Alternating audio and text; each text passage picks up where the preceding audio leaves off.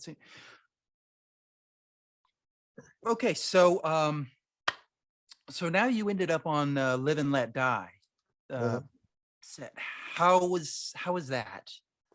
well, I was at the Cannes Film Festival, and Mm, I met Cubby Broccoli, who's one of the yeah. producers, and so he knew I was with Ivan Tors, and that we'd done a lot of underwater stuff. So he asked me if I wanted to, do some of the second unit on Live and Let Mm, Die. mm, So anyway, I made a deal at the Cannes Film Festival, uh, and that's the way I got on.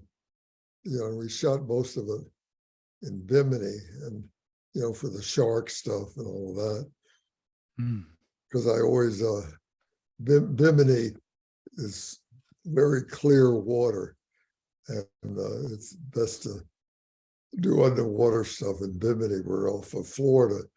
A lot of times it's stirred up and sandy and all of that. So mm.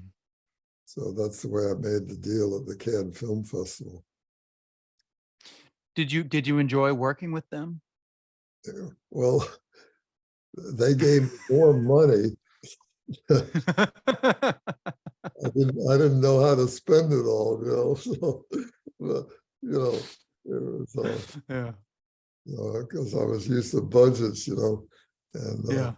so anyway, but it's a whole different ball game, working on these big movies, and you go on.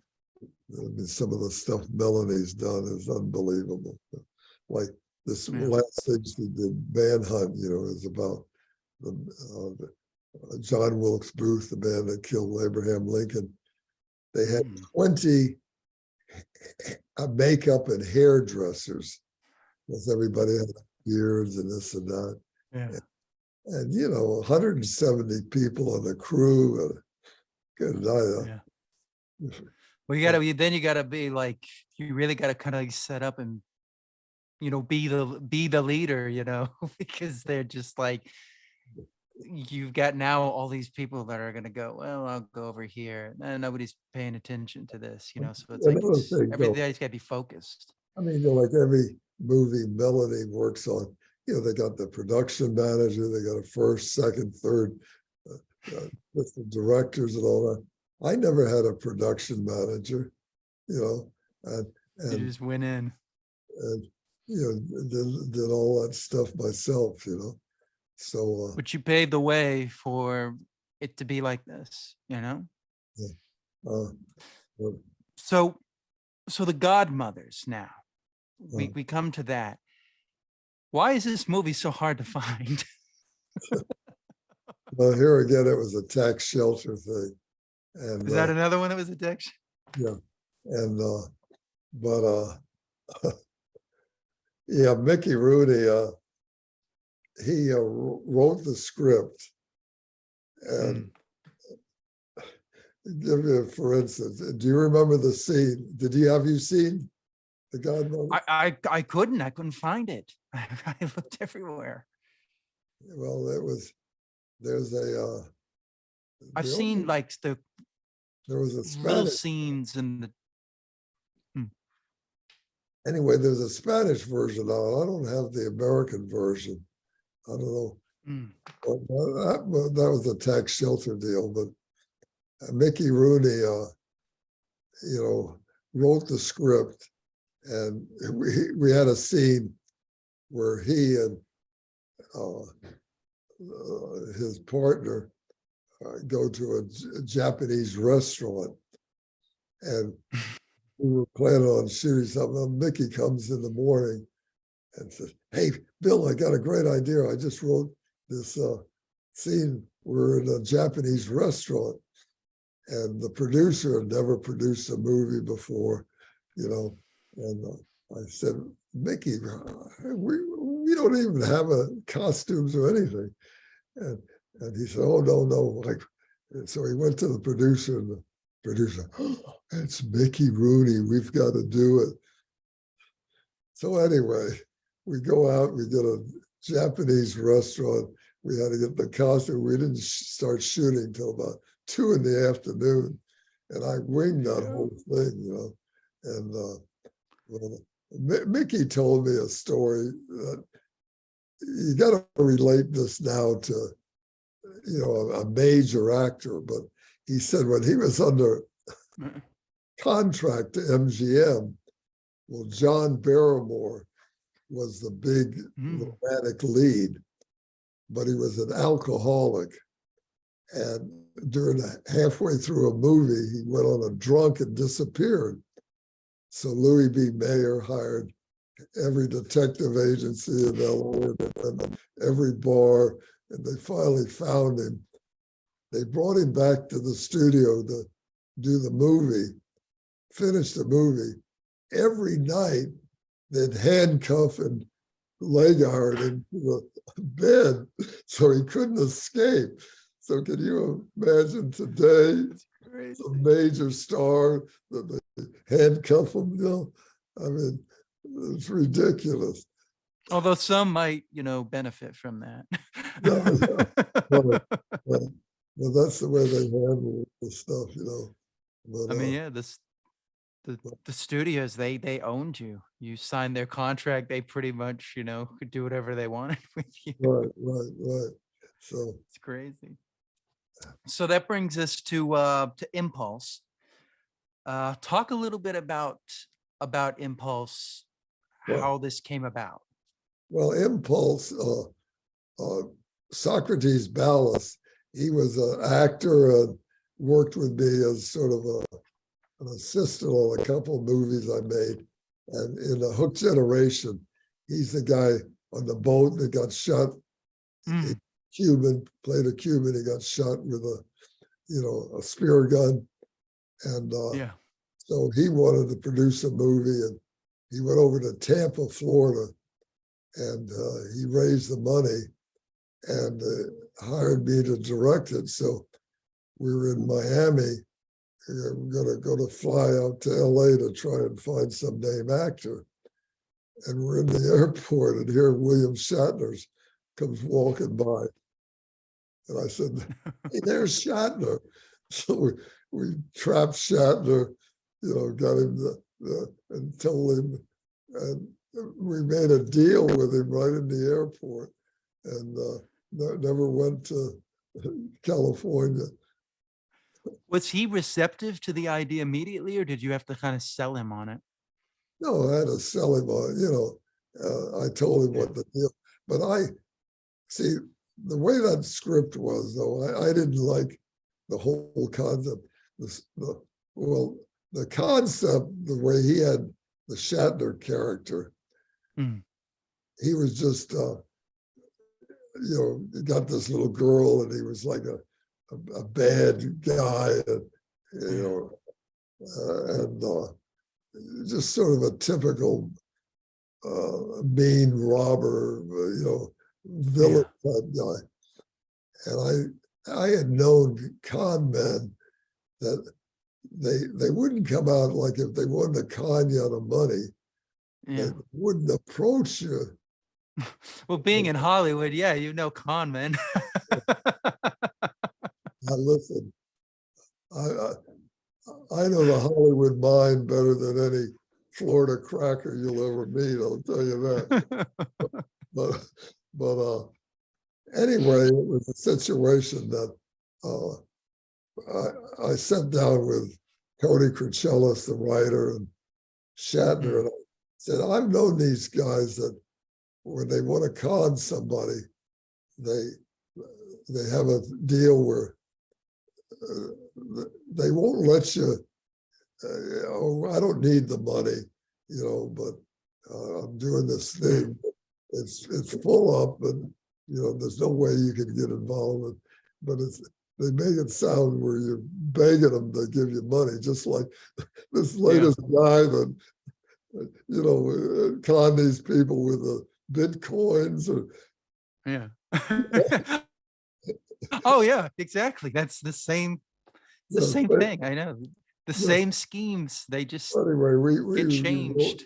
We wrote the whole script like that, and now something interesting on impulse that young filmmakers should look at.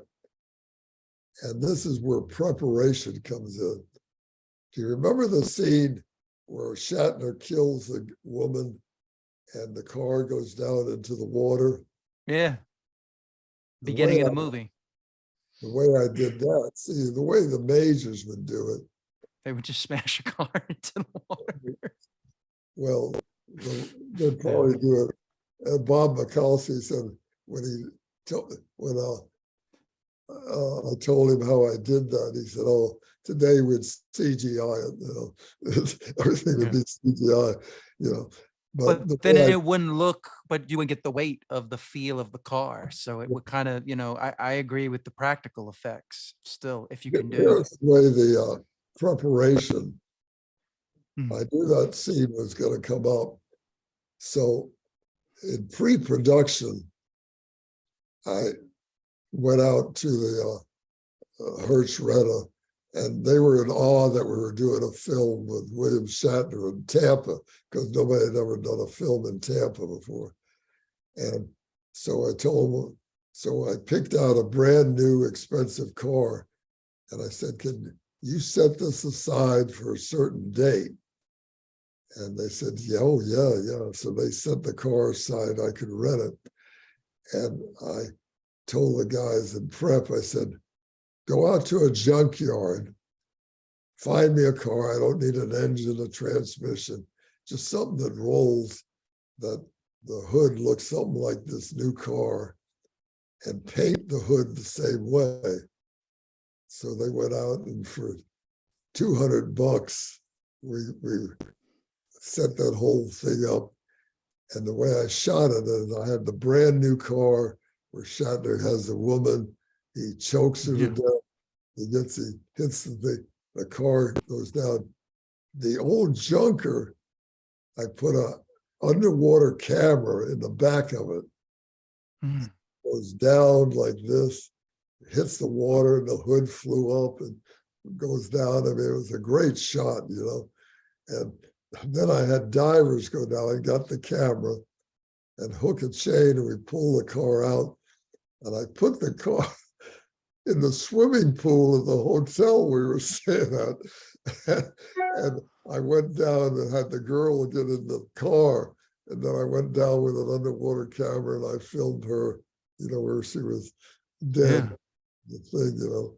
But I mean, who else would dump a car in the swimming pool of the hotel? But it works. Yeah, yeah. It works really well. Yeah. So yeah, you're right. Preparation is everything. Yeah. One of the things I liked that you do throughout the movie is as he starts to lose his mind more and more, like he just starts to like he starts to just be like become this sweaty, like demon like character, William Shatner. Right. He's You know, at the end of it, remember when they come out of the car wash and he finally gets out and Cicada's there and all of that. Well, we did an all-night shoot. And just as we got there, the sun started to come up. And I knew I had to get that immediately. And I said to the cameraman, I said, "Give me that handheld, Larry." And I said, "Just follow me with a light." And so I shot that whole thing where Cicada gets killed, you know, where he runs over and he puts him in the trunk, and the whole thing. I shot that whole thing in like 5 minutes myself. I said, you know, "Cicada, lay down." And I ran with the camera like I was the car hitting. That's how you did. Oh, that's how you did it. Oh, wow. And I shot that whole scene in just 5 minutes myself, you know, with a handheld camera. And because I knew if that sun came up, we'd have to come back another night to do it, you know.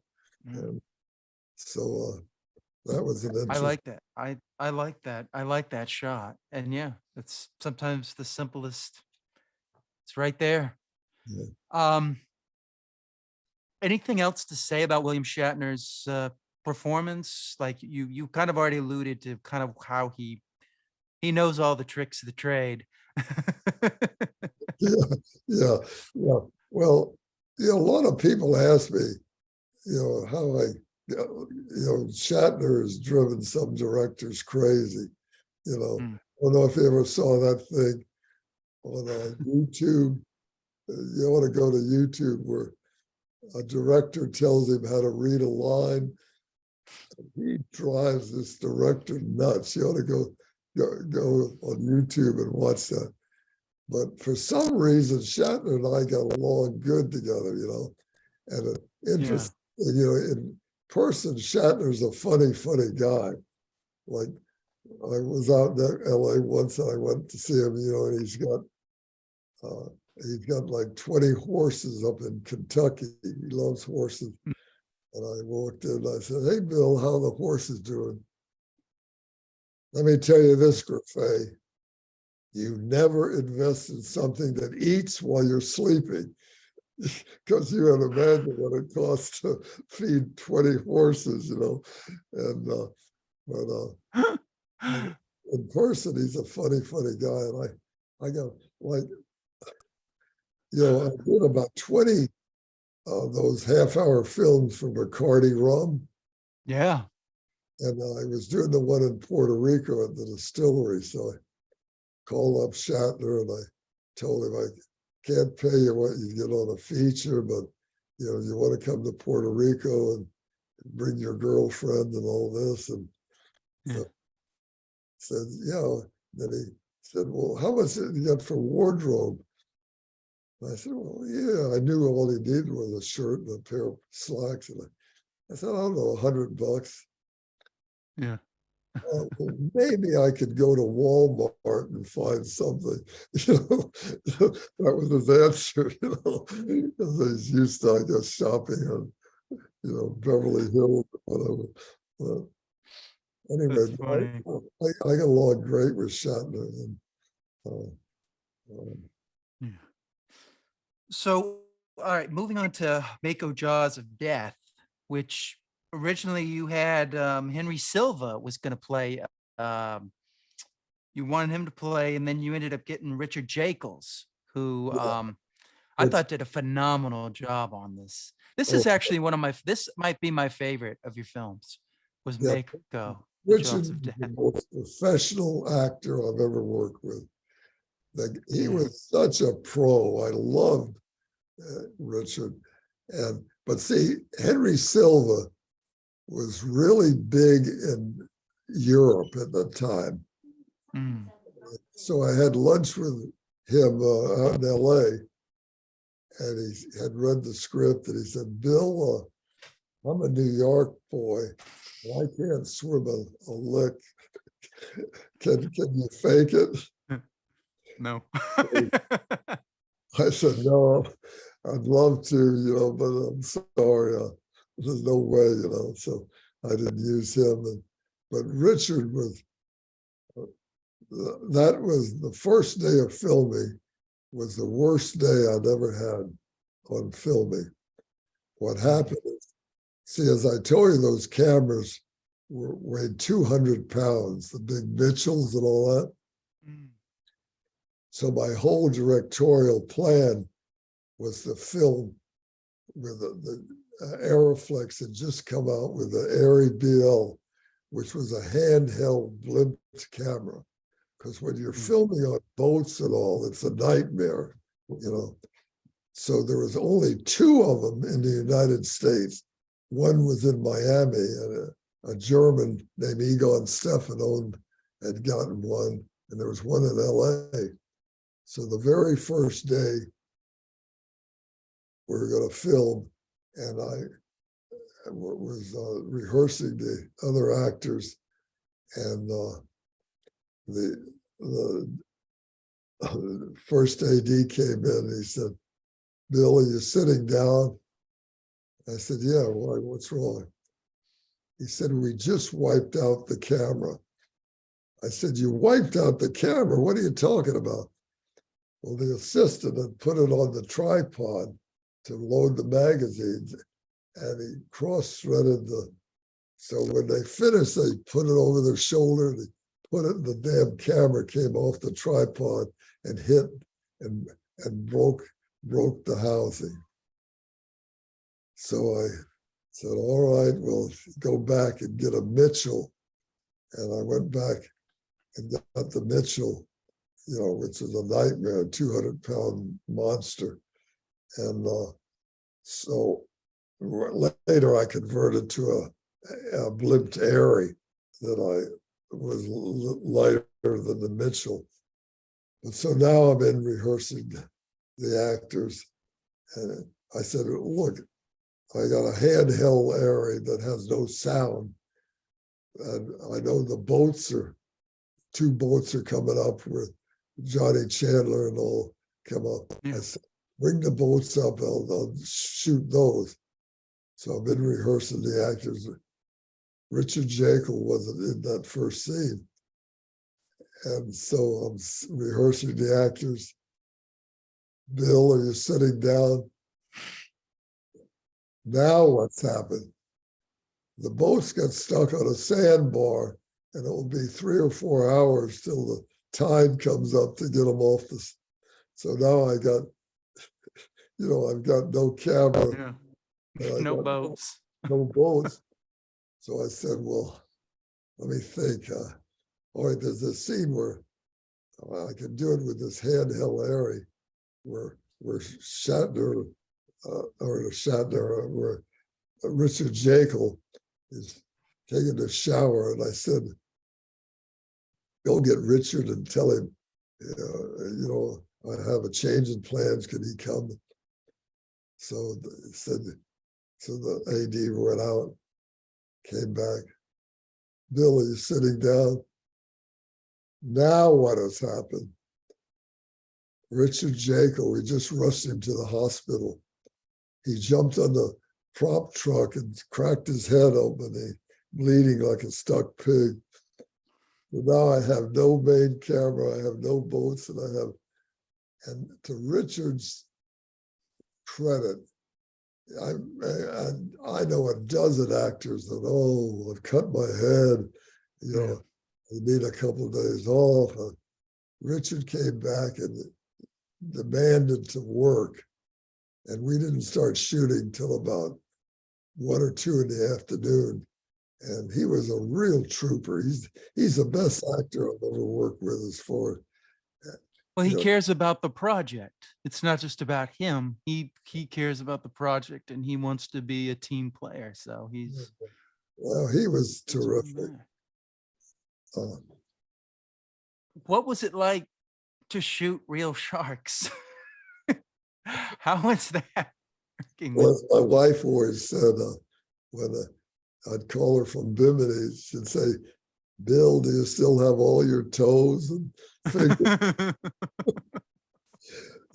Remember the scene where three sharks, we let 3 sharks go at once? Yeah. One of them turned back and came right at me, and I kicked him in the head. When he came to me, I kicked him in the head, and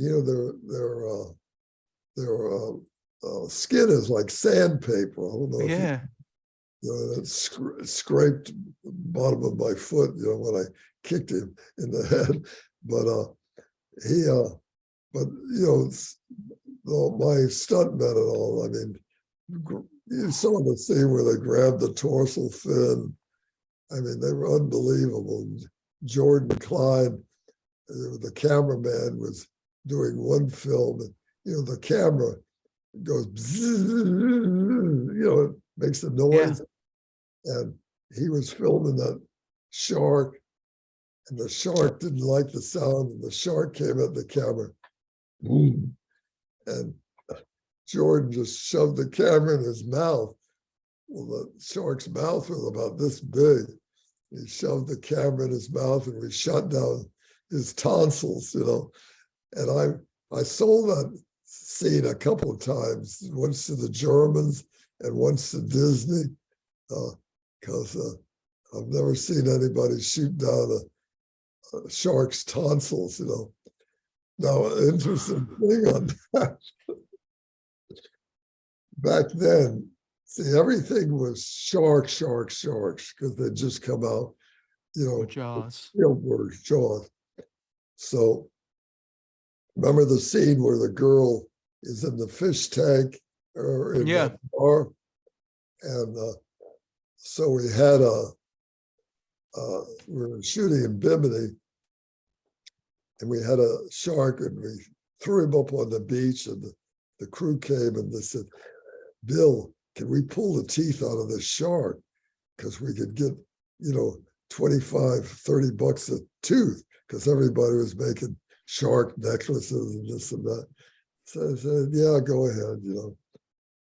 So that damn shark had been out of the water for like a half hour, 45 minutes. And so we did it in the tank. Mm. Damn shark, when we put him in the water, was alive. And if you watch that scene close, damn shark, boom, grabs the girl. Do you Yeah. remember? Yeah. He was Yeah. gumming her to death because he had no teeth. I mean, if we had to pull the teeth. Also, I didn't know that. So that's how they. Oh, she was okay because it was attacking her, but it has no teeth. Yeah. Wow. So I mean, that's just what I like that you did with this film is really like, instead of Stanley, where Stanley's kind of, a villain throughout the whole thing, he's kind of sympathetic, but you kind of always get the sense with Richard Jekyll's character, you kind of you feel bad for him. Plus, he's got the medallion, and if he yeah, hadn't have lost the medallion, they probably wouldn't have attacked him. It's like he realizes he's failed, and he's taking his own life, and he's like, I failed the sharks. Now I'm gonna die. I really loved Mako. That was probably my favorite film well, that I thank you. watched. Yeah, but 'Cause I just, Richard was the best pro I've ever worked with. He was yeah, fantastic. I mean, the guy was so cooperative and everything. I love Richard. And unfortunately, he was a California boy, and he got melanoma, and died of skin cancer pretty young. yeah, I Uh, know.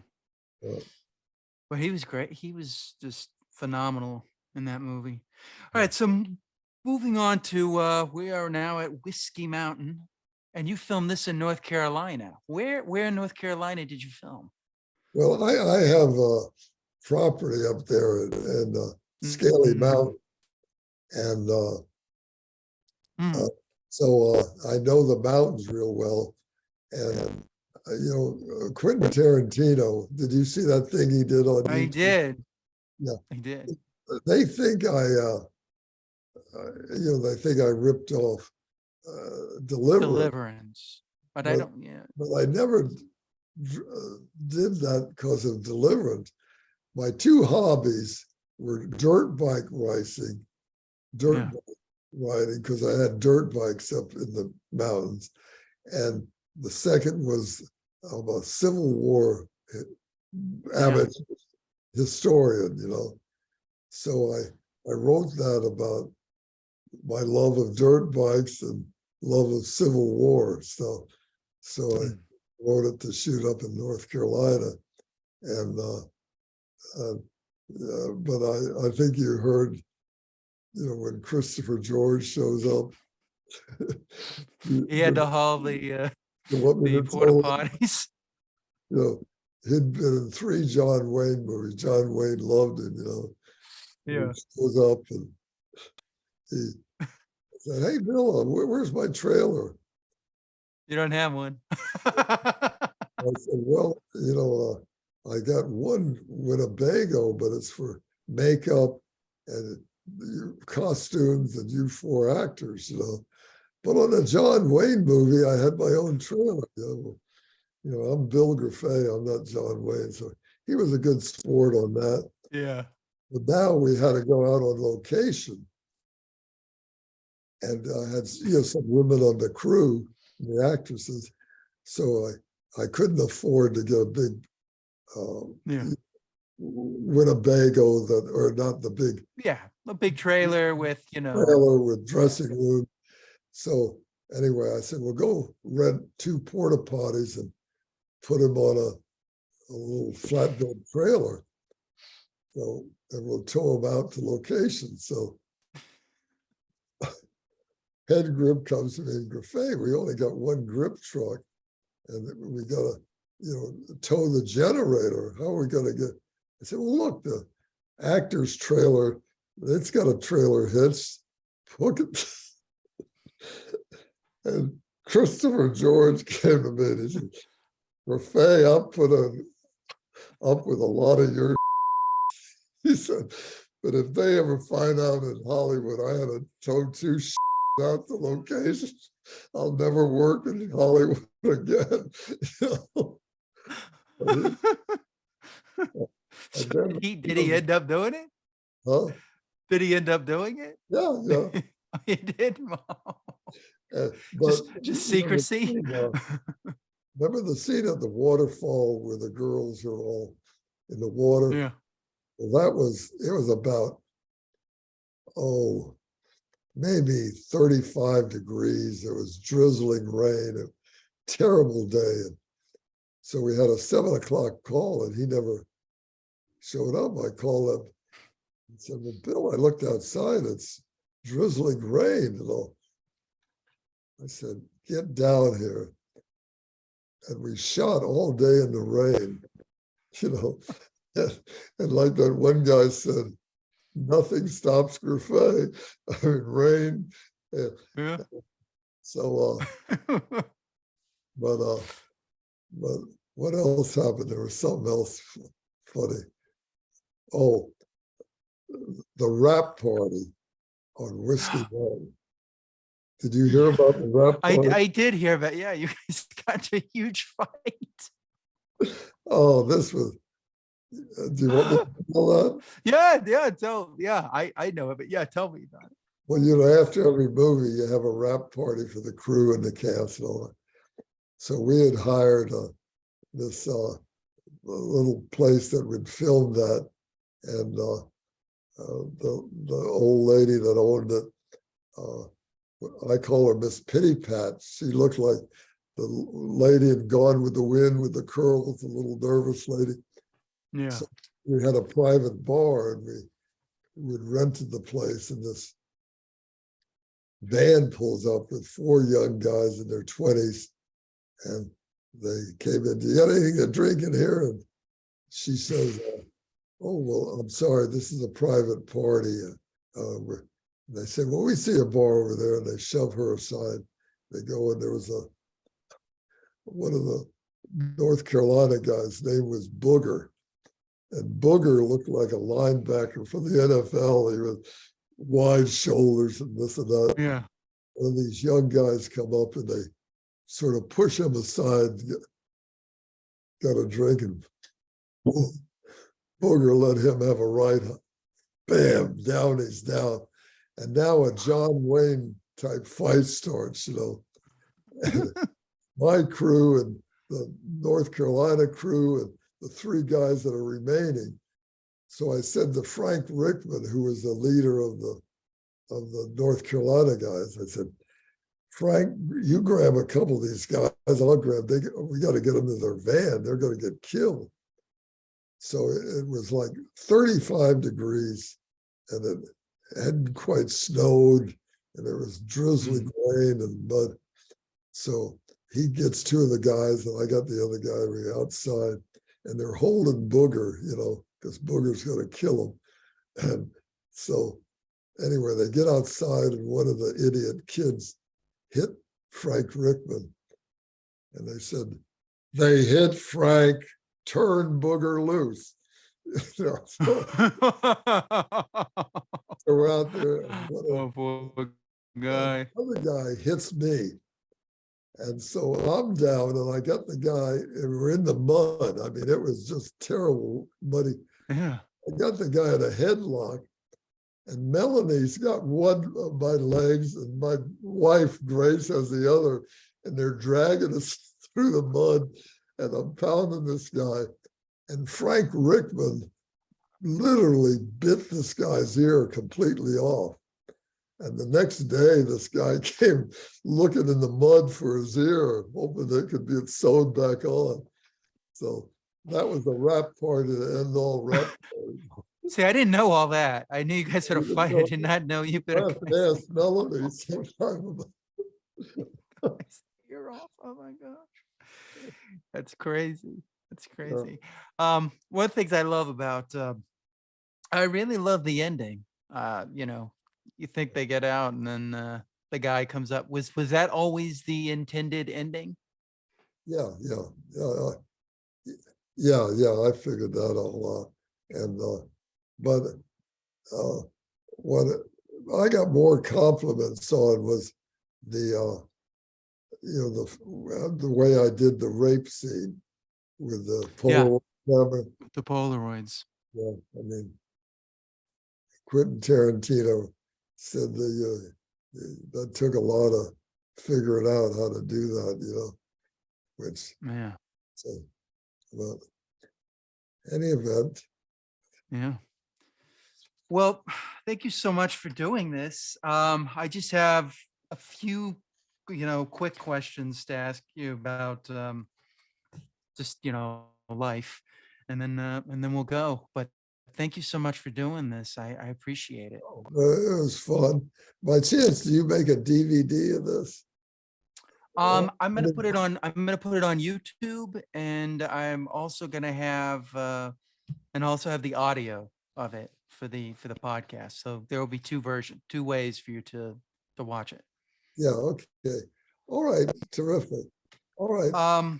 So how do you first these little quick questions? You don't have to talk long about it. Do you like what do you do when you do you have a beginning of the day routine or?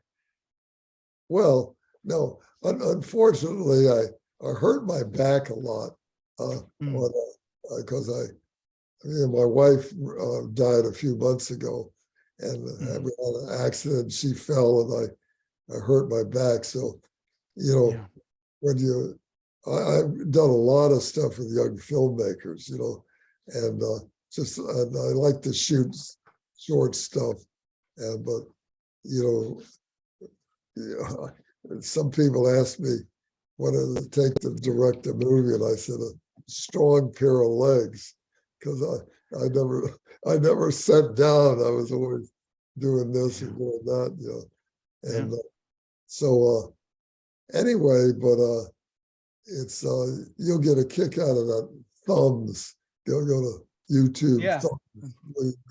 I'm definitely gonna watch that. Do Uh, you do you meditate at all? meditate. Yeah. No, just like I told you, my school teacher called my mother and said, Billy's a nice boy, but all he does is look out the window and daydream. So, So there you go. He gets up and he walks. Don't let him. He gets up and maybe he goes for his walk. And he sits outside and yeah, he still helps young filmmakers every single day of his life. He constantly returns a phone call and Yeah. is always on board to help somebody out. Which yeah. and I've helped more people get into business, You know who Yeah. Fred Olin Ray is? Fred I'm Olin. sorry. What You is know it? who Fred Olin Ray is? I saw him on the documentary. I'm not quite familiar, but I If you saw look him him speak up on on that. International Movie Database, Fred has directed over 100 movies, and Mm, he used to come to me when he was a kid, and I encouraged him to get in the business. So anyway, I always like to help people, and so do you, what are you reading? Are you reading anything well, currently? I Or read Quentin Tarantino's book. oh, He just yeah. he just and then I'm writing another little short thing regarding uh, kids with their texting. Kids texting. kids about texting. And, I'm writing another little thing that we'll probably shoot. Yeah. Uh, Last question. What are you watching now? Like, what do you watch for fun? Well, I, I, I go to Turner Classic Movies a lot. And Mhm. the young, some of the other movies, it's, I don't know what it is. Some of the sound is not as good as the old movie, and the actors Yeah. are, but they said, I asked a good friend of mine, he said, yeah, I have the same trouble. He said, but the old actors were basically stage actors and they pronounced things right. Where a lot of the young actors just sort of mumble through it or something. Yeah, that's something I've had to learn as an actor is, I work with a voice teacher because speech is so important. And you bring up a good point. The 60s, all the way up to the 60s, American speech Uh, uh, was really well done. And then you get into the 80s and it starts to drop off a little bit. well, But yeah. all right, well, take good care and thanks a lot. This is great. Thank you so much for your time. I'm sorry we went to, 3 hours. I tried to Well, get it. I think we got so 2:30. if anybody will sit for 3 hours watching an old grindhouse director. Yeah. Well, I watched every I watched all your films. I enjoyed it. You made me a fan. So, now I'm a And big what, fan of yours. please, next month, watch for Impulse with Shatner. Yeah. I How many definitely want to of them see Blu-ray? Impulse again. And tons and tons of extras. So people love the extras. So Yeah. take good care. All right. Thank you so much. Tell Melanie, thank you so much as she's well. right here. I appreciate your time. Yeah, no All problem. right, sir. All right. Wait, how Good. do I, As okay. I said, enjoy.